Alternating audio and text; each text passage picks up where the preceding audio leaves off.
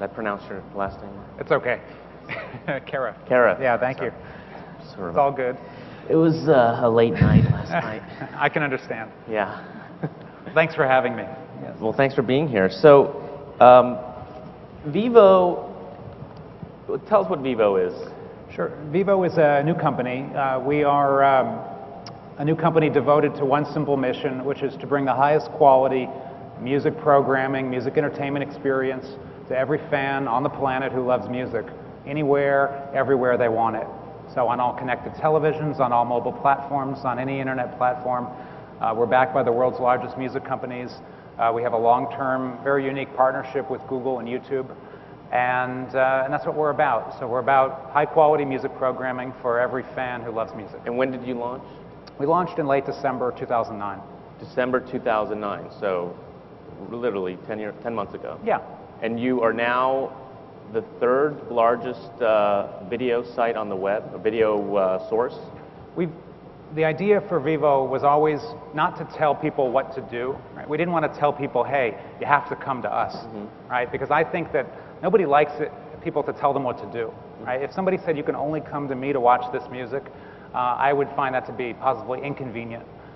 So we think the internet's all about choice. It's about letting people go wherever they want to go and do whatever they want to do. But is that right? You're the third largest? Yes, but we do that by putting VEVO everywhere that the fan is, instead of telling people they have to come to us. So how many... so we put VEVO on YouTube, we put VEVO everywhere else. How many views a month? How many viewers? How many videos are you streaming? According to ComScore, we're at a little over 49 million unique video viewers each month in the US alone. Okay. Yeah. So it's about a little under 500 million video views per month in the US. We're doing right now a little over 1.4 billion video views per month worldwide. 1.4 billion. And the bulk of those are music videos, essentially? Yeah, music videos are the bedrock of our programming. We have about 30,000 videos from 8,000 artists. But by the end of this year, we'll also have created over 100 episodes of original programming based upon our access to artists, new content, new shows.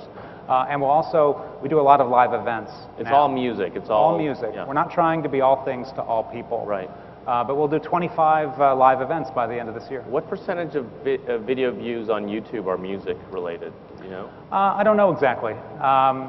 Music is certainly one of the few categories that people get so passionate about. Right. Music, sports, a few others. So we think that music is a very large percentage of what YouTube customers are looking for. But YouTube is so big and so broad and so vast that it's everything now at YouTube. But music is a very big part of it, and that's why we have such a good partnership with Google. So if TV killed the radio star, what are you killing? Well, I don't look at it that way. I look at it as fans have always loved music. They're not as available music is not as available as it once was on television, but the demand for music has shifted to the web, and so we're fulfilling that demand on all internet-connected platforms. Right. Well, I mean, that's just another way of talking about, 30 years ago, was it 30 or 20 years ago when MTV really sort of became the tastemaker for music, right? It was radio and MTV. Radio didn't go away, and then definitely now I think that bands, are made or broken on the web. So I'm trying to get a little bit more at how do you help a band or an artist promote himself or herself, and is there a formula for it? Right.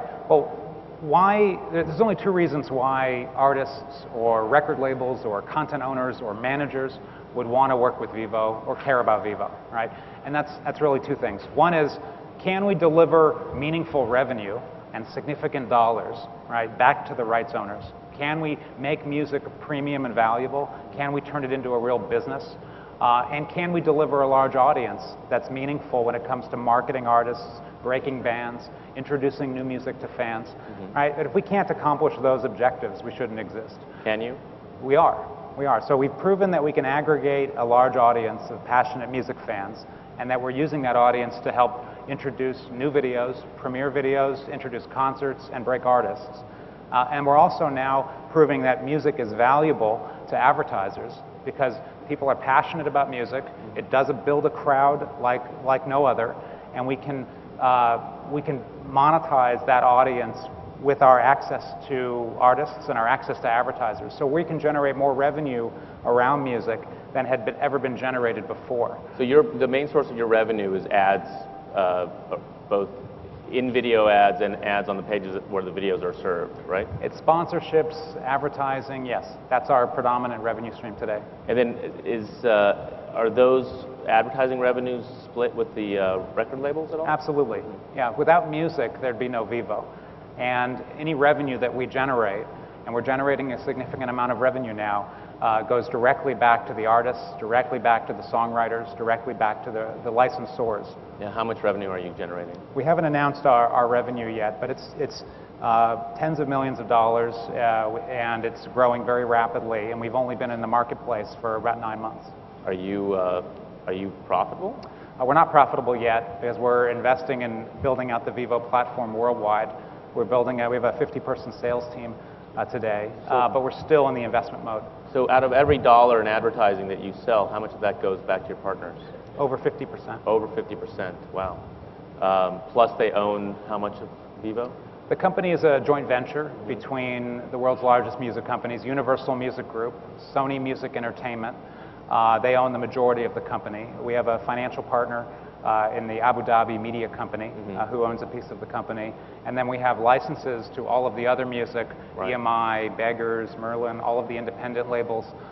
So we have licenses to about 85% of all of the popular music that's out there. Right. Can you talk a little bit about, over the past year, 18 months, we've seen sort of certain type of video content really get the lion's share of advertising dollars, right? It's sort of professionally produced content, it's safe content for advertisers, it's targeted content, they know what kind of audience is going to get it. I mean, and music is perfect because you can target by type of music and you pretty much know, what you're going to get. But can you talk a little bit about the economics there? I mean, are you seeing sort of average CPMs for video ads on VEVO? How does it compare to an average CPM for video overall? What are you seeing in the market? Right. Well, a lot of what we tried to accomplish with VEVO was to restore the premium luster around music video programming, because we saw how popular it was, but we saw that advertisers generally were confused about it, right? They saw, hey, this is popular, but I'm not sure what it's worth. I'm not sure, is it worth what I pay for a season premiere of Grey's Anatomy or Lost? Is it worth this or that? How engaged is the audience? How long are they watching? The market was very fragmented. Lots of people had music videos, so they were somewhat of a commodity in the eye of the advertiser. So what we tried to do was to make it very simple, right? VEVO has the largest audience. VEVO has the highest quality. Right now, over 25% of our views are in high definition, 1080p, 720p, highest quality, largest amount of videos, most engaged audience, most amount of views, longest time spent. Videos available everywhere on the web, massively distributed, highly syndicated, very porous, and be able to tell advertisers this is valuable, this is great content, people are very passionate and engaged, and it comes at a premium price. So it's not something that you can get in on the cheap with an ad network. What is, on average, what's the premium that you're charging over what I would get for We don't announce the CPMs, but we're comparable with broadcast television. We're comparable with other premium video sites on the internet. So as opposed to what? As opposed to ad networks or liposuction or teeth whitening ads. So, right. So, but are your let's say an average CPM for video is what, $15, $20 now? On video ad networks, is that a good number? We're north of 20. Okay, north of 20. And on video ad networks, it's what? Anything from 5 to 15? Yeah, it's somewhere in the middle there. Yeah, 10. Okay. Do you see this as what you've done? I mean, it's interesting, right? Because you've done this with music. Hulu, you could argue, the sort of similar model with TV and movies. Are there other, parts of the media pie that are open opportunities for other companies or other joint ventures to do a similar model with and bring premium video to the web? Yeah, I don't know. Possibly, maybe in sports. Maybe news. But there's, really music is all that we're focused on. We've thought about. And I understand you. That's what you're Yeah, focused but on. I'm asking for your opinion. for my opinion, I think this is a good model. It's really an experiment on a grand scale of can content industries work with technology companies, work with Google as opposed to working against them? Can we raise the value of content on the web, right, and generate more revenue than we did in the analog world? So it's really an experiment and a test in that way. But in terms of looking beyond music, I do think there are other models where this would work for.